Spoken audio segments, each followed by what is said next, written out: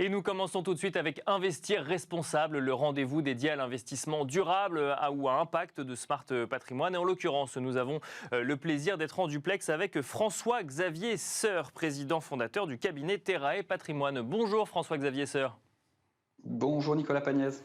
Merci d'être avec nous donc en duplex dans Smart Patrimoine. On trouvait intéressant de revenir avec vous sur l'utilisation du label ISR au quotidien par un professionnel du conseil en investissement financier comme vous. On rappelle un petit peu le contexte. Le label ISR existe, il est actuellement en refondation par le comité du label ISR, mais ça n'est pas le seul indicateur qui existe aujourd'hui. On a une réglementation européenne qui se durcit, qui commence à être de plus identifiée par un certain nombre de professionnels et d'épargnants. En témoignent notamment les questionnements qu'il y a pu avoir sur les articles 8 ou article 9 que l'on a pu voir notamment en fin d'année dernière. François-Xavier Seur, quelle place accordez-vous au label ISR aujourd'hui? Comment utilisez-vous ce label ISR? Le souci, c'est qu'aujourd'hui, le label ISR, en tant que conseiller, je ne m'en sers plus. C'est bien la difficulté. C'est qu'aujourd'hui, il y a de nouveaux indicateurs qui ont pris la place, d'autres labels qui sont des labels beaucoup plus de référence. On peut parler du label Greenfin, par exemple, qui est principalement axé autour de l'environnement. On peut parler du label, alors qui s'appelait Finansol, qui maintenant s'appelle FAIR, qui est autour justement d'un impact beaucoup plus social des investissements, qui parle beaucoup plus aux clients. Et il y a cette nouvelle réglementation SFDR, comme vous le disiez, qui classe les fonds en 6, 8 ou 9 selon leur appétence et la prise en compte des labels de l'impact et de la durabilité des différents fonds. Et l'ensemble de ces nouveaux labels et de ces indicateurs ont pris le pas sur le label ISR, qui aujourd'hui est un label extrêmement large et qui a labellisé tellement de fonds qu'il en a perdu de son utilité et de son rôle d'indicateur pour les investisseurs d'un point de vue de conseiller. Si je comprends ce que vous nous dites, c'est que vous préférez utiliser un label Greenfin ou un label Finansol parce qu'ils sont plus précis finalement dans ce qu'ils vont labelliser, ou en tout cas ils s'adressent à une thématique un peu plus particulière qu'un label ISR qui a vocation à s'adresser à un maximum de fonds pour le coup. Bien sûr, le label ISR aujourd'hui, c'est quasiment 1200 fonds labellisés, 200 sociétés de gestion et 770 milliards d'encours labellisés. Donc c'est énormément de fonds. Et avec à la base des critères qui vont être pris, qui vont être le E, le S ou le G. C'est comme ça qu'on se retrouve avec Total Energy, qui aujourd'hui est la 5e valeur la plus achetée des fonds labellisés ISR, parce que Total n'est pas bon sur le E, bon, c'est une évidence, mais très bon sur le social et la gouvernance, parce que les salariés sont bien payés, sont représentés, il y a une égalité salariale homme-femme, il y a des choses qui sont très bien au niveau de la gouvernance et de l'impact social, mais forcément sur l'impact environnemental, c'est aujourd'hui absolument une catastrophe. Et c'est ce qui est reproché par beaucoup d'investisseurs et beaucoup de conseillers au label investissement socialement responsable, c'est qu'aujourd'hui les 3/4 des fonds labellisés investissement socialement responsable ont des investissements pétroliers. Et ça, c'est quelque chose qui aujourd'hui, alors qu'il y a une urgence climatique et environnementale qui est mise en avant par les rapports successifs du GIEC et qui a une grande prise de conscience au niveau des investisseurs de leur impact, n'est plus tolérable. Et c'est pour ça que le label ISR aujourd'hui est de plus en plus mis de côté et que la refonte du label ISR est absolument urgente et doit être une refonte extrêmement profonde. Ça ne doit pas être quelque chose uniquement en surface, ça doit être une refonte profonde qui va prendre en compte ces évolutions des attentes des investisseurs et cette urgence environnementale.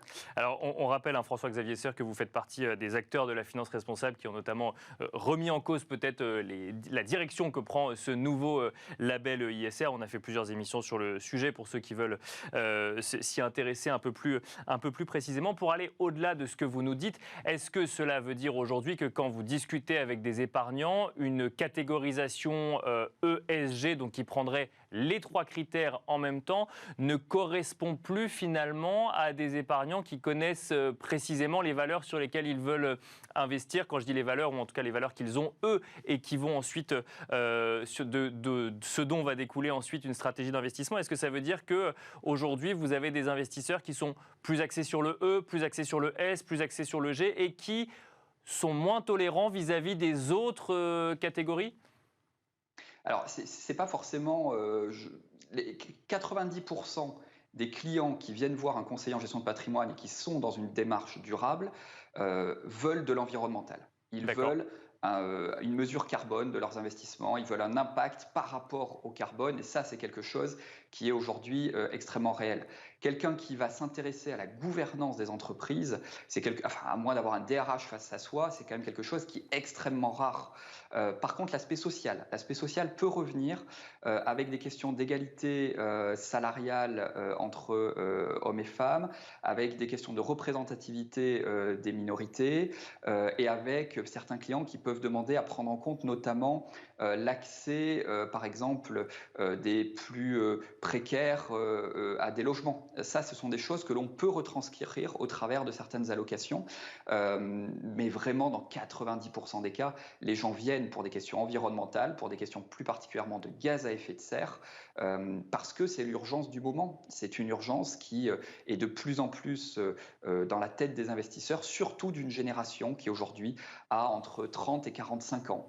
L'investissement socialement responsable, l'investissement durable, l'investissement à impact sont des notions qui sont surtout demandées par une génération qui a moins de 45 ans. Donc si je comprends bien ce que vous nous dites finalement le label ISR ne nous sert pas puisque les gens qui sont en face de nous veulent des investissements verts ou en tout cas axés sur l'environnement, voire même encore plus précisément sur le climat. Et c'est là-dessus qu'on base finalement notre recherche ensuite de fonds pour correspondre à leur envie. Exactement. Le label ISR, en fait, aujourd'hui, n'est pas assez discriminant. C'est bien son souci, c'est qu'il accepte beaucoup trop de fonds, beaucoup trop d'investissements, beaucoup trop de stratégies. Et c'est l'avantage de la réglementation aujourd'hui SFDR que l'on a, qui classe en 3 catégories les fonds. SFDR 6 pour ceux qui sont des fonds qui ne prennent absolument pas en compte les critères de durabilité, SFDR 8 où on a un début de prise en compte des critères de durabilité, et SFDR 9 où là par contre on est sur quelque chose de beaucoup plus poussé. On est sur véritablement le fait d'investir sur les solutions.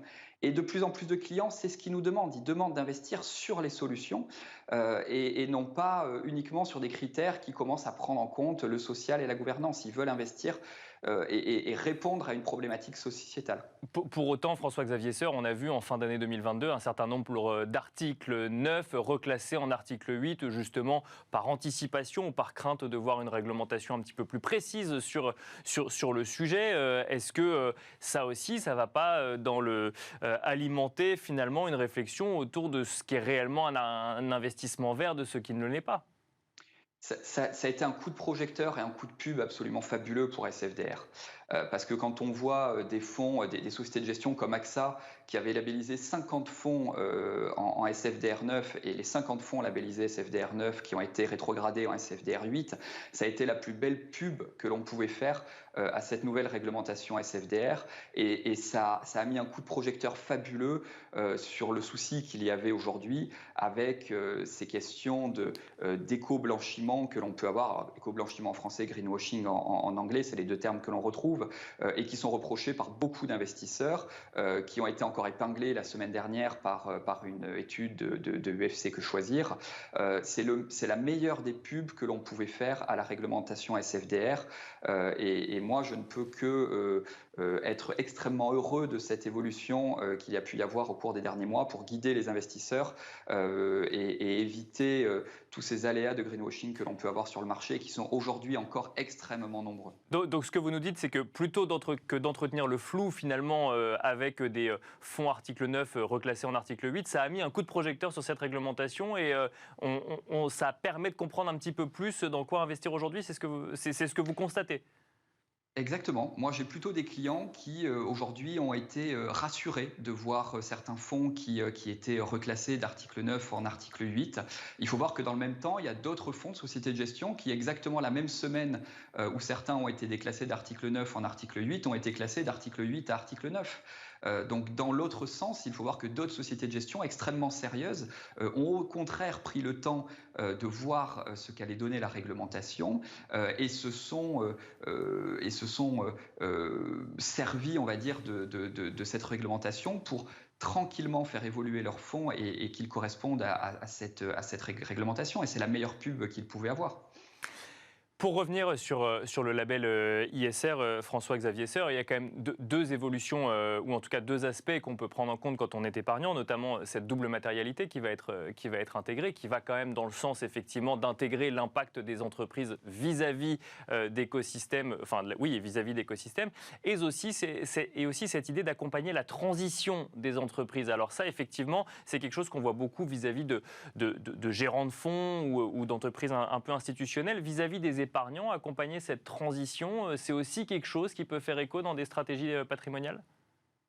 En fait, il y a énormément de stratégies patrimoniales. Il y a l'accompagnement de la transition. En fait, il y a soit vraiment le fait d'investir sur les solutions, c'est-à-dire d'aller directement investir sur des sociétés qui aujourd'hui sont vertes, investissent dans le vert, d'investir sur des sociétés qui sont en transition. C'est une autre façon de les accompagner. Puis il y a également tout ce qui est lié à la politique actionnariale.